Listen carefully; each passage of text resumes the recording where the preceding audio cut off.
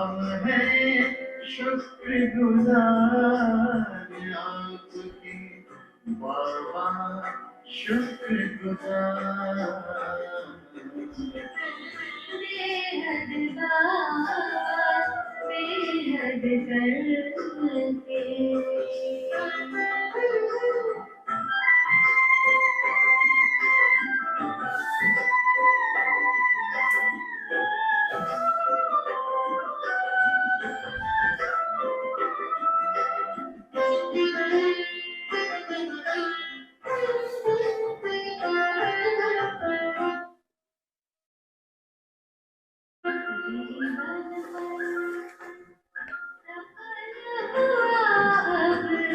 हर्ष की सीमा कहाँ रही, जीवन पल पल सफल हुआ अब, हर्ष की सीमा कहाँ रही। रोशनी राहों में बिछी हुई चांदनी में खुशियाँ बहार रही। रोशनी राहों में बिछी हुई चांदनी में खुशियाँ बहार रही। आप समान हम बन जाएंगे,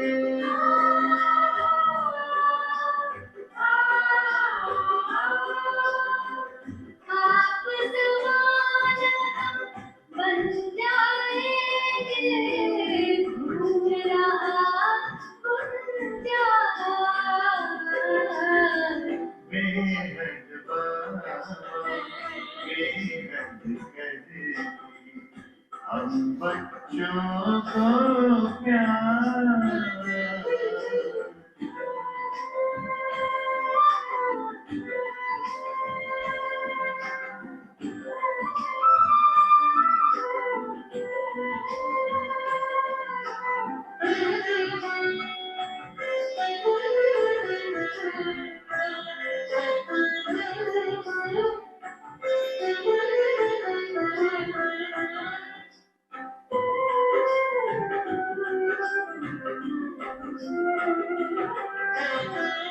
करते यार हाजिर हो जाते, खिदमत करते बाबा ऐसे।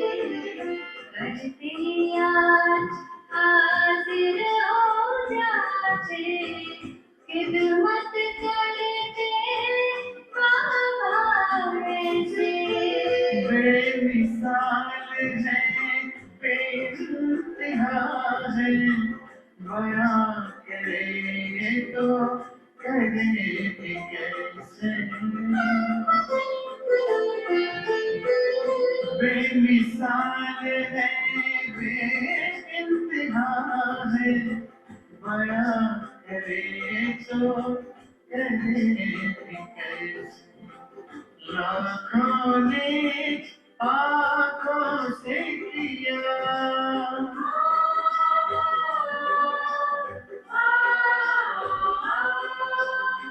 लाखों ने आँखों से किया, एहसान का इज़हार।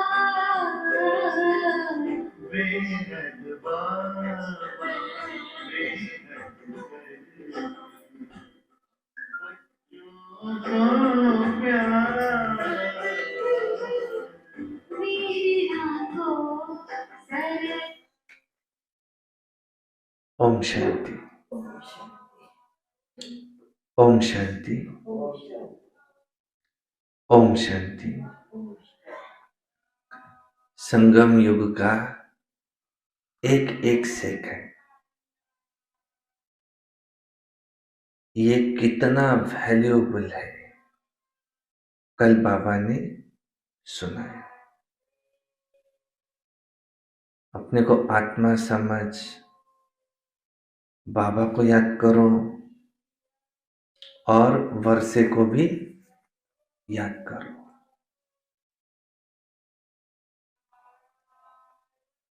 मधुबन को याद करो, चार धाम को याद करो। सुनते आज की मुरली। वाणी है 17 फरवरी 2024। सारे मुरली का मीठे बच्चे पावन बनने के लिए एक है याद का बल, दूसरा है सजाओं का बल। तुम्हें याद के बल से पावन बन ऊंच पद पाना है। कौन सी विधि है पावन बनने की? नंबर 1 है याद, नंबर 2 है सजा। तो तुम्हें याद के बल से पावन बन ऊंच पद पाना है। प्रश्न है, बाप रूहानी सर्जन है, वह तुम्हें कौन सा धीरज देने आए हैं? उत्तर, जैसे वो सर्जन रोगी को धीरज देते हैं कि अभी बीमारी ठीक हो जाएगी, ऐसे ही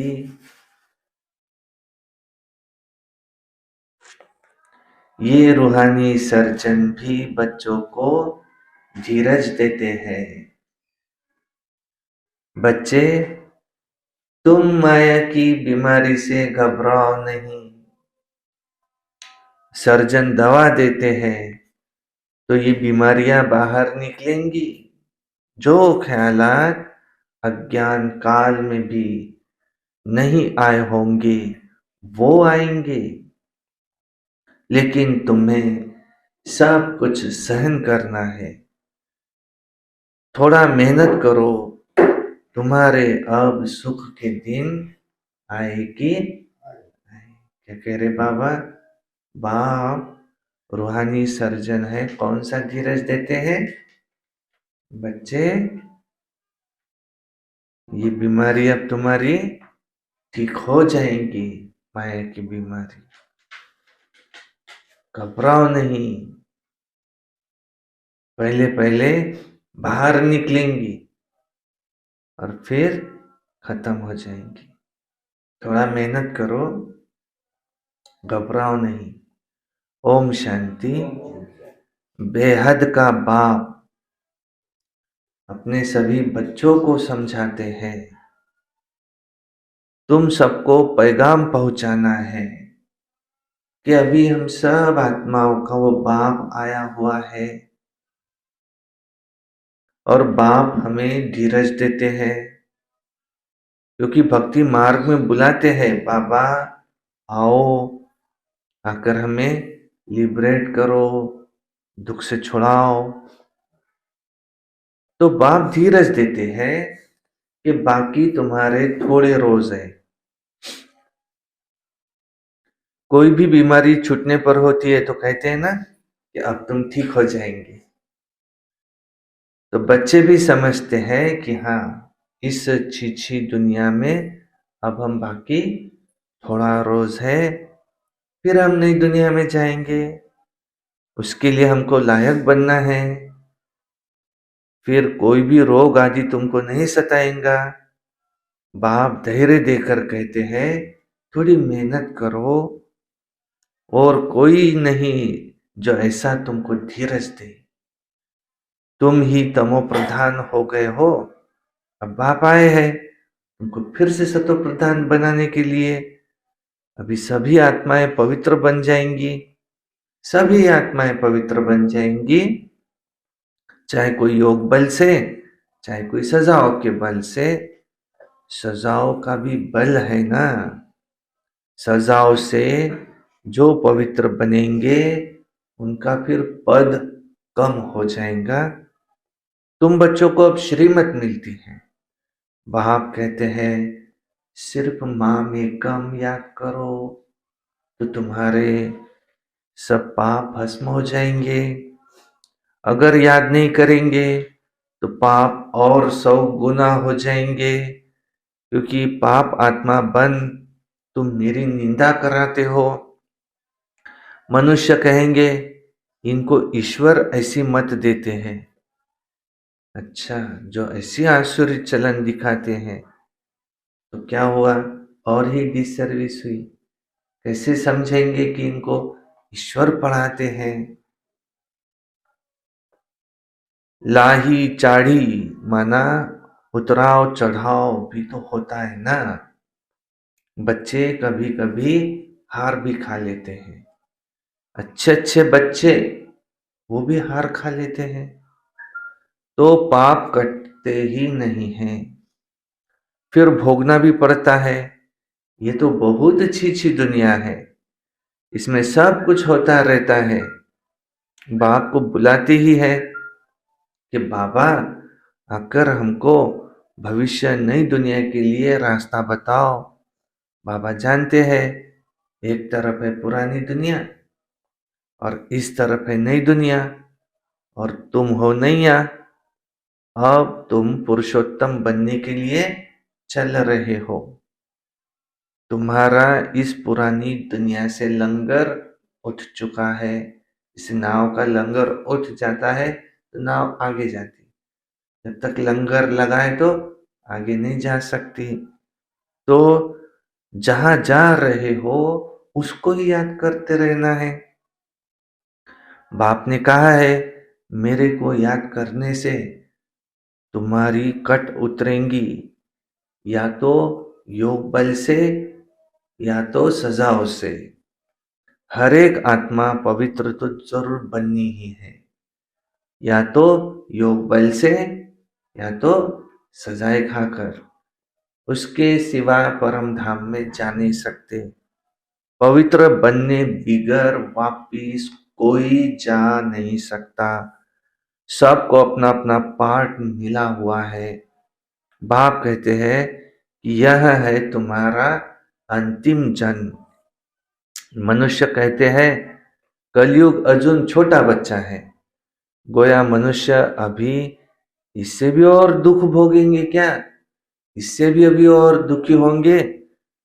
तुम संगमयुगी ब्राह्मण समझते हो कि ये दुख धाम तो अब खत्म होने वाला है। बाप तुम्हें धीरज देते हैं। कल्प पहले भी बाप ने कहा था कि मामेकम याद करो, मुझे याद करो, तो तुम्हारे पाप कट जाएंगे, तुम्हारी कट उतर जाएंगी। यह मैं गारंटी करता हूं। यह भी समझाते हैं कि कलयुग का विनाश तो होना ही है और सतयुग भी जरूर आना ही है। खातरी मिलती है, बच्चों को भी निश्चय है, परंतु याद न ठहरने के कारण कोई न कोई विकर्म कर लेते हैं। याद में रहे तो विकर्म न हो। कहते हैं बाबा हमें तो क्रोध आ जाता है, इसको भी भूल कहा जाता है, ये इसको भी भूत कहा जाता है। क्रोध भी क्या है, भूत है। ये क्रोध आ जाता है, इसको भी भूत कहा जाता है। 5 भूत दुख देते हैं इस रावण राज्य में। ये पिछाड़ी का हिसाब किताब भी चुप करना है। जिसको आगे कभी काम विकार नहीं सताता था उसको भी बीमारी एकदम इमर्ज हो जाती है। कहते हैं आगे तो हमको ऐसे विकल्प कभी नहीं आते थे, अब क्यों ऐसे सताता है। ये ज्ञान है ना, ज्ञान सारी बीमारी को बाहर निकालता है। जब हम योग करने बैठते तो ऐसे ऐसे विकल्प आते जो कभी आज तक आए नहीं थे। तो कहते कि जैसे सागर मंथन हुआ तो एक तरफ कौन थे, देवताएं, एक तरफ राक्षस, और दोनों में मंथन हुआ और फिर उसमें से पहले विष निकला। विष शिव ने पी लिया और फिर अंत में उसमें से अमृत निकला जो देवी देवताओं को पिला दिया गया।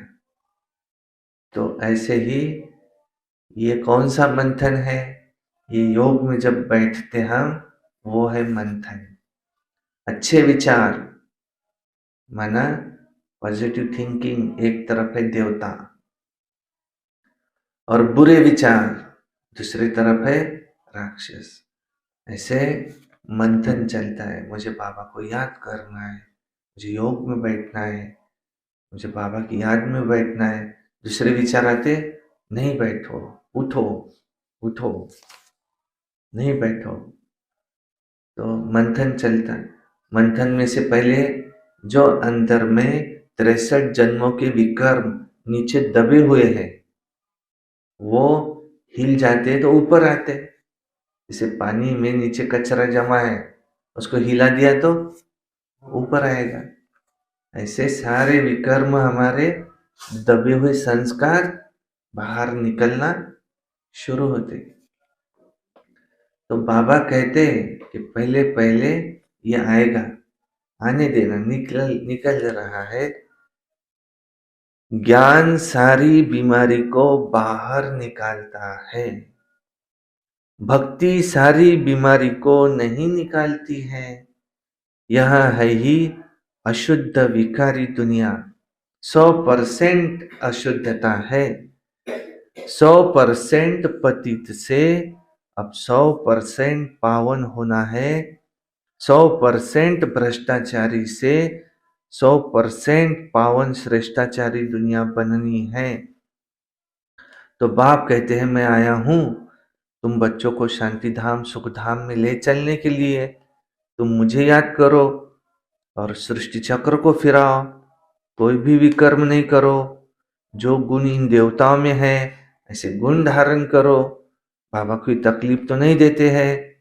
कोई कोई घरों में भी इविल सोल होती है तो आग लगा देती है, नुकसान करती है।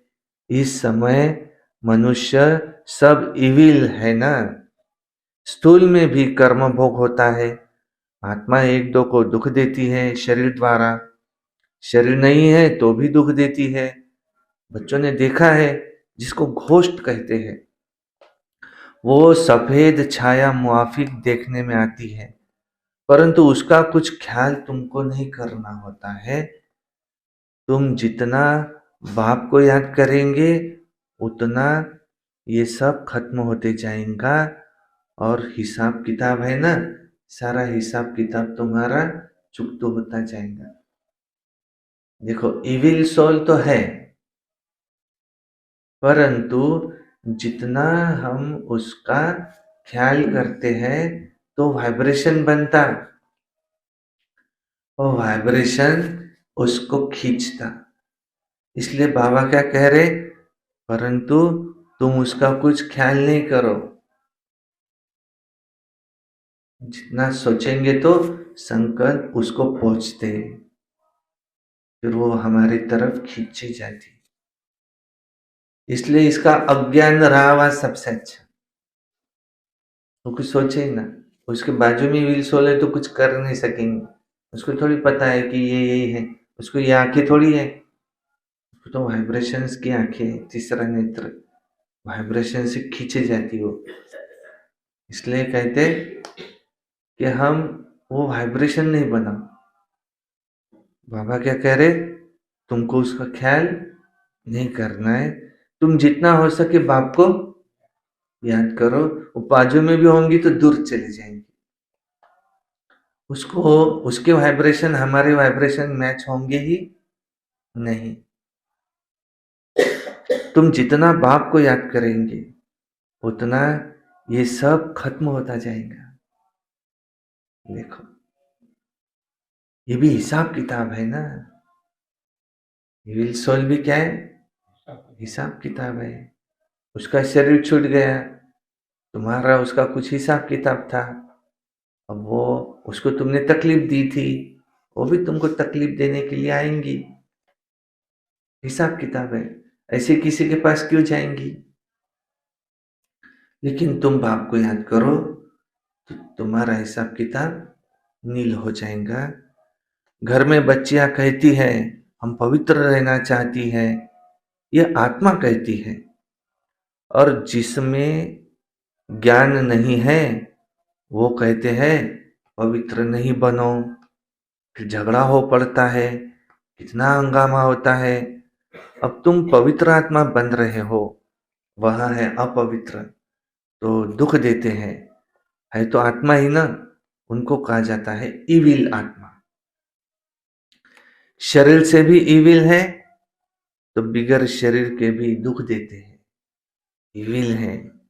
ज्ञान तो सहज है, स्वदर्शन चक्रधारी बनना है। बाकी मुख्य बात इसमें है पवित्रता की। इसके लिए बाप को खुशी से याद करना है। रावण को इविल कहते हैं। इस समय ये दुनिया इविल है, एक दो से अनेक प्रकार के दुख पाते रहते हैं। इविल पतित को कहा जाता है। पतित आत्मा में भी 5 विकार अनेक प्रकार के होते हैं। कोई में विकार की आदत, कोई में क्रोध की आदत, कोई में तंग करने की आदत, कोई में नुकसान करने की आदत होती है, ये आदतें होती है। कोई में विकार की आदत होंगी तो विकार न मिलने पर क्रोध में आकर भी बहुत मारते भी हैं। ये दुनिया ही ऐसी है।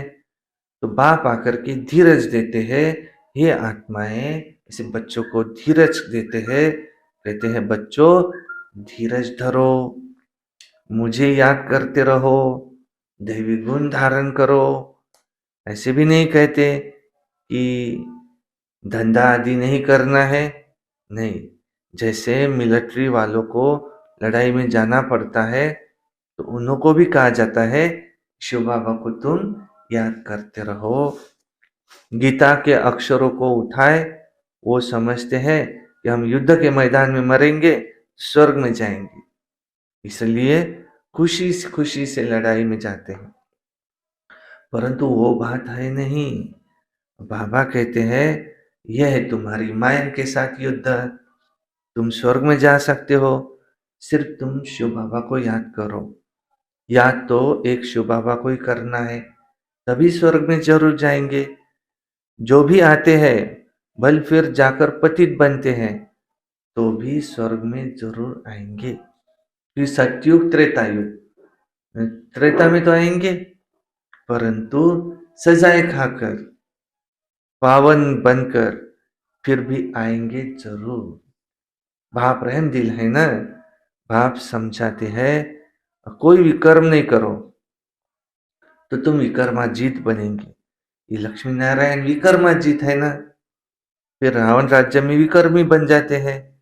विक्रम संवत शुरू होता है ना, मनुष्य को तो कुछ भी पता नहीं है। अब तुम बच्चे जानते हो ये लक्ष्मी नारायण विकर्माजीत बने हैं, कहेंगे विकर्माजीत नंबर 1। और फिर 2500 वर्ष के बाद अब फिर विक्रम संवत शुरू होता है। मोहजित राजा की कहानी है ना। बाप कहते हैं एकदम नष्टो मोहा बनो, माँ में कम याद करो, तुम्हारे पाप कट जाएंगे। जो 2500 वर्ष में तुम्हारे पाप हुए हैं, 50-60 वर्ष में तुम स्वयं को सतो प्रधान बना सकते हो। 2500 वर्ष लगे पतित बनने में, अब 50-60 वर्ष में उनको अपने आप को पावन बनाना है। अभी तो उतना भी वर्ष नहीं रहे। अगर योग बल नहीं होगा तो फिर नंबर पीछे आएंगे। माला तो बहुत बड़ी है, भारत की माला तो खास है, जिस पर ही सारा खेल बना हुआ है। इसमें मुख्य है ही याद की यात्रा, और कोई तकलीफ तो नहीं है। भक्ति में तो अनेकों से बुद्धि योग लगाते हैं, ये सब है रचना। उसकी याद से किसी का भी कल्याण नहीं होगा। बाप कहते हैं अब किसको भी याद नहीं करो। जैसे भक्ति मार्ग में पहले सिर्फ तुम भक्ति करते थे, और अब फिर देखो, फिर पिछाड़ी में भी तुम सिर्फ मुझे याद करो। भक्ति मार्ग में शुरू में तुम शिव को याद करते थे, शिव की पूजा करते थे, शिव के मंदिर बनाते थे। तो पहले पहले है अव्यभिचारी याद, और फिर धीरे धीरे भक्ति मार्ग में व्यभिचारी याद होती जाती है, क्योंकि निश्चय नहीं रहा किसी पर, इसलिए इसको उसको सबको याद करते रहते हैं कि थोड़ी शांति इससे नहीं उससे मिल जाए, उससे नहीं उससे मिल जाए। अशांति तो हुई है विकर्म के कारण। तो अब बाबा कहते हैं कि मैं आया हूं फिर से ऐसे ही, जिसे शुरू शुरू में तुमने भक्ति की थी, एक शिव बाबा की याद में रहते थे, ऐसे अब भी ऐसी अव्यभिचारी याद, पिछाड़ी में भी तुम सिर्फ मुझे याद करो। अभी पिछाड़ी चल रही है, तो बाप कितना क्लियर समझाते हैं। आगे थोड़ी ये जानते थे, अभी तुमको ज्ञान मिला है। बाप कहते हैं और सब संग तोड़, अब एक संग जोड़ो, तो योग अग्नि से तुम्हारे पाप भस्म हो जाएंगे। पाप तो बहुत करते आए हो, काम कटारी चलाते हो, ये भी तो पाप है ना। एक दो को आदि मध्य अंत दुख देते आए हो। मूल बात है ही काम कटारी की, ये भी ड्रामा है ना। ऐसे भी नहीं कहेंगे ऐसा ड्रामा क्यों बना, नहीं, ये तो अनादि खेल है, इसमें मेरा भी पार्ट है। शिव बाबा कहते इसमें मेरा भी पार्ट है। ड्रामा कब बना, कब पूरा होगा, ये भी नहीं कह सकते। ये तो आत्मा में पार्ट भरा हुआ है। आत्मा की जो प्लेट है वो कभी घिसती नहीं। आत्मा अविनाशी है, उसमें पार्ट भी अविनाशी है, ड्रामा भी अविनाशी कहा जाता है। बाप जो पुनर्जन्म में नहीं आते हैं, वही आकर के ये सब राज तुमको समझाते हैं। दूसरा, जो पुनर्जन्म में आते हैं उन्हों को ये राज पता नहीं है। सृष्टि के आदि मध्य अंत का राज ये कोई भी तुमको समझा नहीं सकते। न बाप का ऑक्यूपेशन, न आत्मा का, कुछ भी नहीं जानते। इस सृष्टि का चक्र फिरता ही रहता है। अभी है पुरुषोत्तम संगम युग, जब सब मनुष्य मात्र उत्तम बन जाते हैं। शांति धाम में सब आत्माएं पवित्र उत्तम बन जाती हैं। शांति धाम पावन धाम है ना, नई दुनिया भी पवित्र है, वहां शांति तो है ही। फिर शरीर मिलने से पार्ट बजाते हैं, ये अब हम जानते हैं। हर एक को अपना अपना पार्ट मिला हुआ है, वो हमारा घर है, शांति में रहते हैं। फिर यहाँ आते हैं हम पार्ट बजाने। अब बाप कहते हैं भक्ति मार्ग में तुमने जो शुरू शुरू में मेरी अव्यभिचारी पूजा की, दुखी नहीं थे, अभी व्यभिचारी भक्ति में आने से तुम दुखी बन पड़े हो। अब बाप कहते हैं अपने में दैवी गुण धारण करो। और फिर भी आसुरी गुण क्यों है, तो बाप को बुलाती है कि आकर हमको पावन बनाओ। तो फिर पतित क्यों बनते हो, उसमें भी खास तुम्हें काम को जीतना है जरूर, तो तुम जगत जीत बनेंगे। मनुष्य तो भगवान के लिए कह देते हैं आप ही पूज्य आप ही पुजारी, गोया उनको नीचे ले आते हैं। ऐसे पाप करते करते ही तो महाविकारी दुनिया बन जाती है। और गरुड़ पुराण में भी रौरो नर्क कहते हैं, जहाँ बिच्छू टिंडन सब काटते रहते हैं। शास्त्रों में भी क्या क्या बैठ दिखाया है, यह भी बाप ने समझाया है। ये शास्त्र आदि सब भक्ति मार्ग के हैं, इसमें कोई भी मेरे से साथ मिल नहीं सकता। और ही तमो प्रधान बन पड़े हैं, इसलिए मुझे बुलाते हैं आओ आकर के पावन बनाओ। तो खुद पतित ठहरे ना। मनुष्य तो कुछ भी समझते नहीं है, जो निश्चय बुद्धि है वो तो विजय हो जाते हैं। रावण पर विजय पाकर राम राज्य में आ जाते हैं। बाप कहते हैं, बार बार कहते हैं कि काम पर जीत पाओ, इस पर ही सारा हंगामा होता है। गाते हैं अमृत छोड़ विष काहे को खाते हो। अमृत नाम सुनकर समझते हैं वो गौमुख से अमृत निकलता है। अरे गंगा जल को थोड़ी अमृत कहा जाता है, ये ज्ञान अमृत की बात है। स्त्री पति के चरण धो करके पीती है, उसको भी कहाँ का अमृत समझते हैं। अगर अमृत है तो फिर हीरे समान बने ना। यह तो बाप ज्ञान देते हैं जिससे तुम हीरे तुल्य बनते हो। ये है अमृत, ये है ज्ञान अमृत। पानी का नाम कितना बाला कर दिया है। तुम ज्ञान अमृत पिलाते, वो पानी पिलाते। तुम ज्ञान अमृत पिलाते, वो पानी का अमृत पिलाते। तुम ब्राह्मणों का किसको भी पता नहीं है। वो कौरव पांडव कहते हैं, परंतु पांडवों को ब्राह्मण थोड़ी समझते हैं। गीता में ऐसे अक्षर है नहीं जो पांडवों को ब्राह्मण समझे। बाप बैठ तुम्हें सभी शास्त्रों का सार समझाते हैं। बच्चों को कहते हैं शास्त्रों में जो कुछ पढ़ा है और जो कुछ मैं सुनाता हूं, अब तुम उसको जज करो। तुम जानते हो आगे हम जो सुनते थे सारा रॉन्ग ही था, अब राइट सुनते हो। बाप समझाते हैं तुम सब सीताएं भी हो अथवा तुम सब भक्तियां हो। भक्ति का फल देने वाला वो एक राम भगवान है। कहते मैं आता हूं फल देने।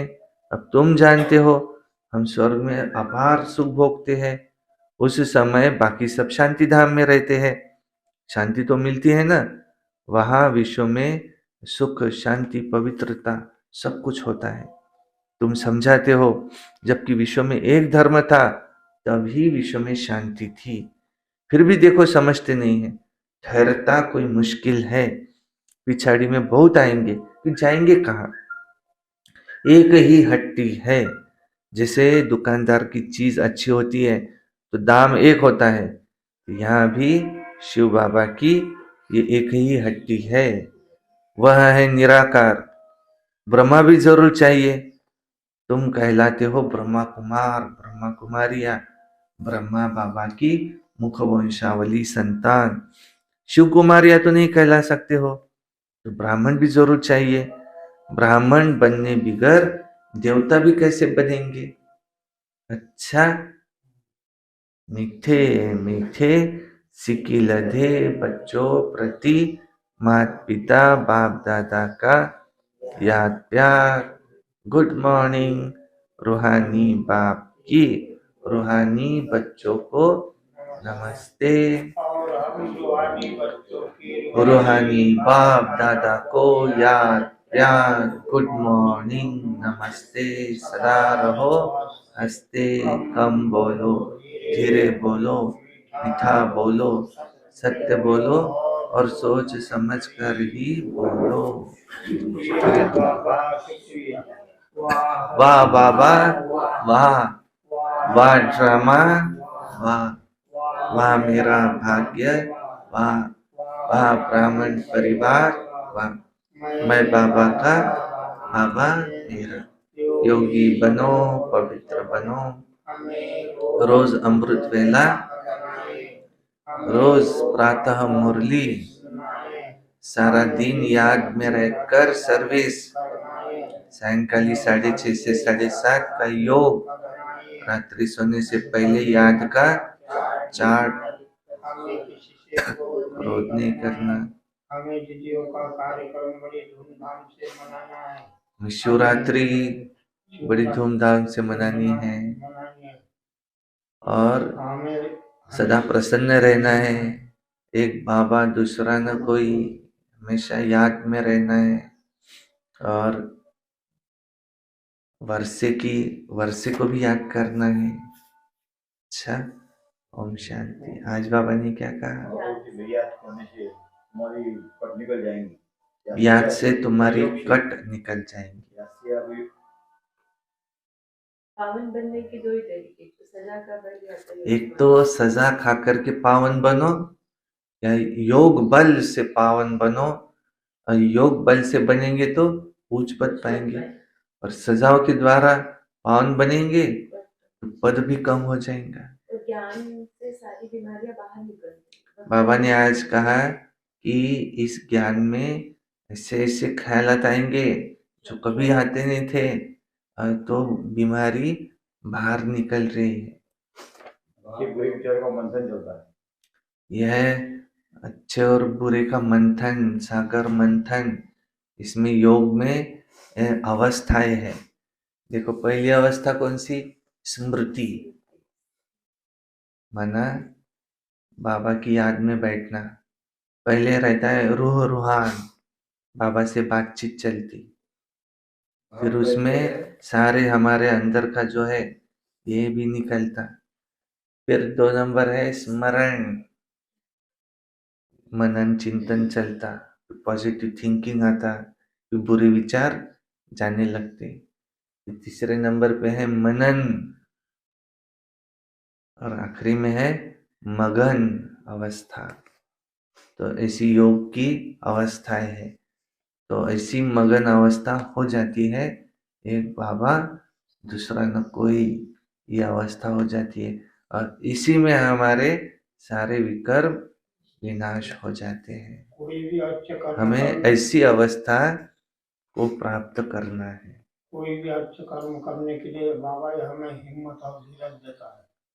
कोई भी अच्छे कर्म करने के लिए बाबा हमें हिम्मत और धीरज देता देता है, धीरज देता है। तुम्हारे सुख के दिन आए कि आए, और रूहानी सर्जन हमको धीरज देते, आथत देते कि बच्चे अब तुम्हारी ये बीमारी खत्म होने वाली है, तुम घबराओ नहीं, इस बीमारी से घबराओ नहीं, ये जाने वाली है। बाप कहते हैं सृष्टि चक्र को पूरा। सृष्टि चक्र को याद करो, मतलब सुदर्शन चक्रधारी बनो। बाबा कहते सतत घोषणा फिर सोचते होती है, पर तुम्हें ख्याल नहीं करना है। नहीं तो क्या होता, वाइब्रेशंस खींची जाती है। जैसे रेडियो होता है, तो यवतमाल का की फ्रीक्वेंसी ट्यून की तो यवतमाल सुने आएगा, फ्रीक्वेंसी होती, vibrations. We are in the ocean of vibration. Light has dual nature, wave nature and particle nature. तो वाइब्रेशन होती है उसकी, तो वो फ्रीक्वेंसी मैच हो गई, यवतमाल सुने आएगा। अकोला की फ्रीक्वेंसी मैच की, अकोला सुने आएगा। जैसे मधुबन में भी उस भाषा की एक एक फ्रीक्वेंसी ट्यून करके रखते, बताते कन्नड़ ये फ्रीक्वेंसी, रशियन ये फ्रीक्वेंसी। तो वो फ्रीक्वेंसी होती, फिर उससे वो कनेक्ट हो जाता। ऐसे ही आत्मा की भी हमारे विचारों की फ्रीक्वेंसी होती है। ये जैसे पानी में पत्थर डाला तो वेव्स निकलती, वेव फॉर्म में है ये दुनिया, वेव फॉर्म में। डी ब्रॉगली नाम का साइंटिस्ट होके गया, उसने तो कहा matter has dual nature, particle nature and wave nature. कोई भी चीज जब मोशन में आती, वेव फॉर्म में, ऊपर से पानी गिर रहा है बहुत ऊपर से, सीधा नहीं आएगा, वेव फॉर्म में आएगा। कोई भी चीज, पत्थर भी छोड़ा बहुत ऊपर से, सीधा नहीं आएगा, से आएगा, वेव फॉर्म में आएगा। तो हमारे जो विचार है इसकी भी क्या है, वेव फॉर्म में जाता है।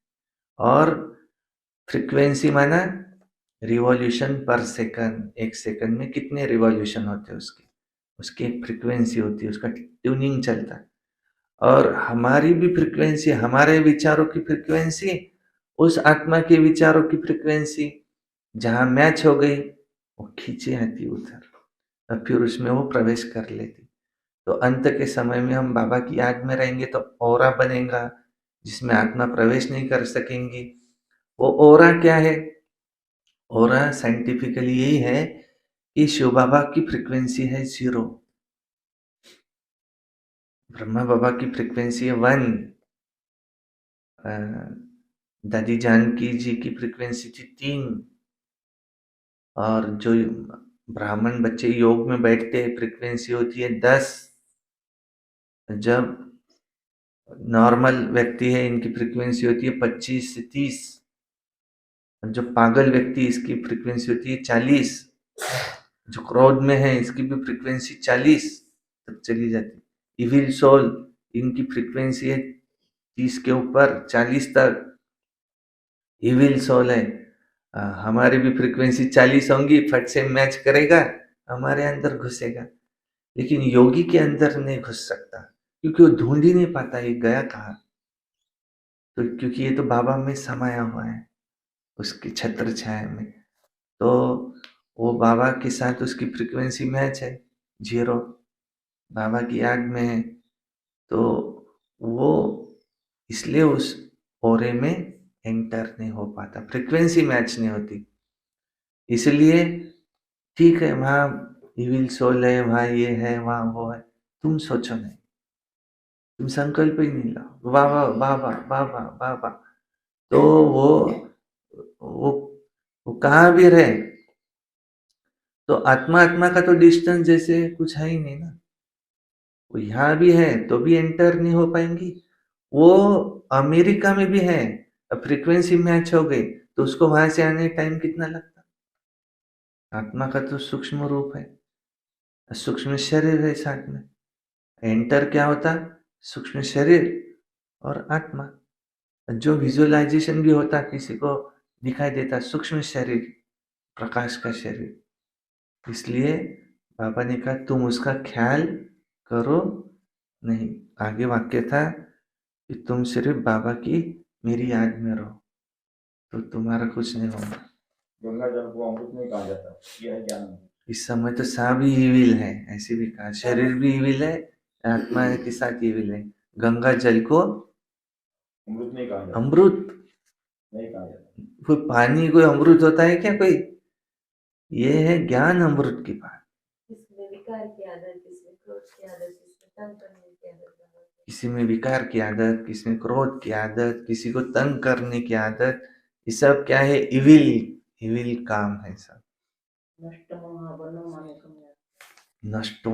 बनो माँ में कम याद करो, सारे मुरली का सार।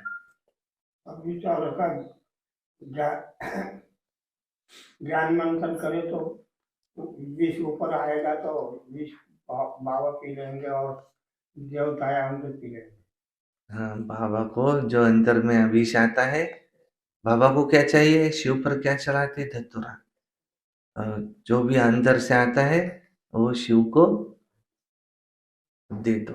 शिव बाबा देवता कैसे बने?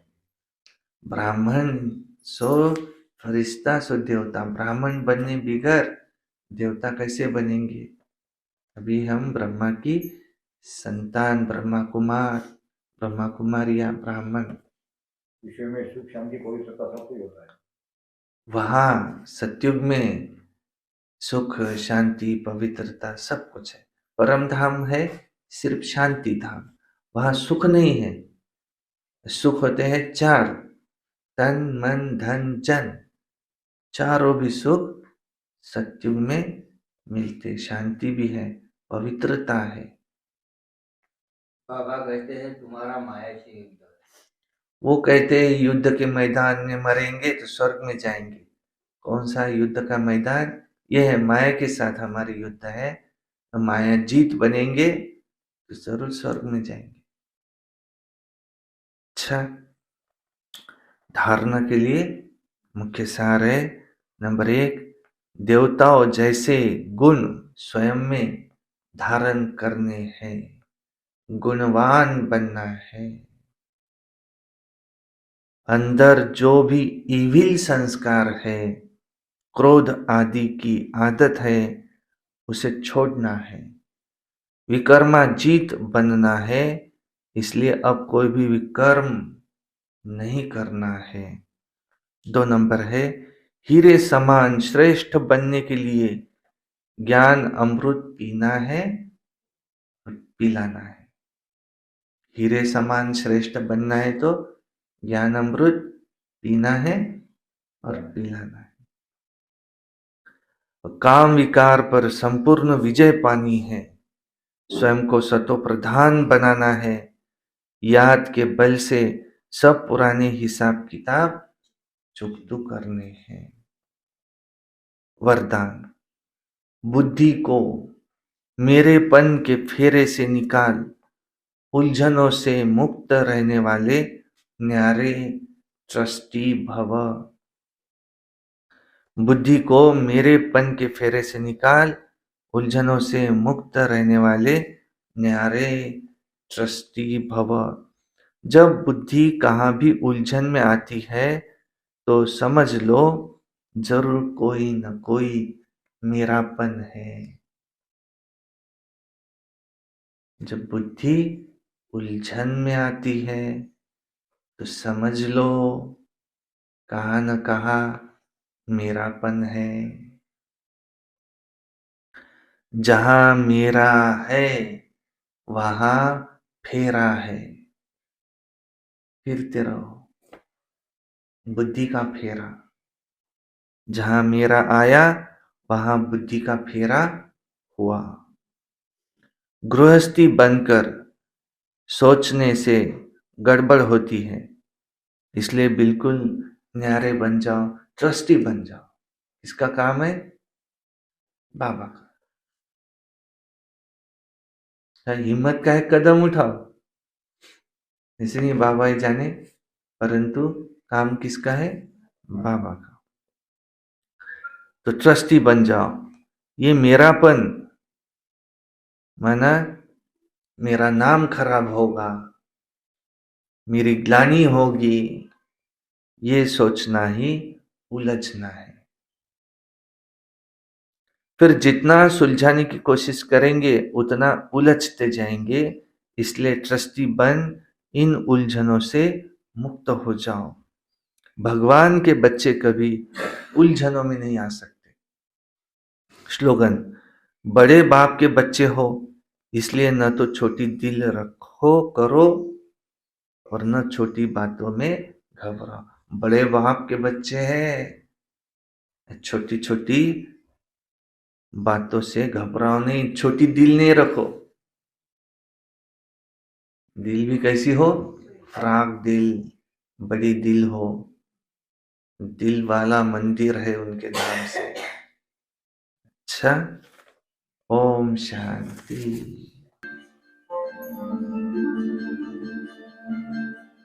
झलक तुम्हारी ओ प्यारे भगवन,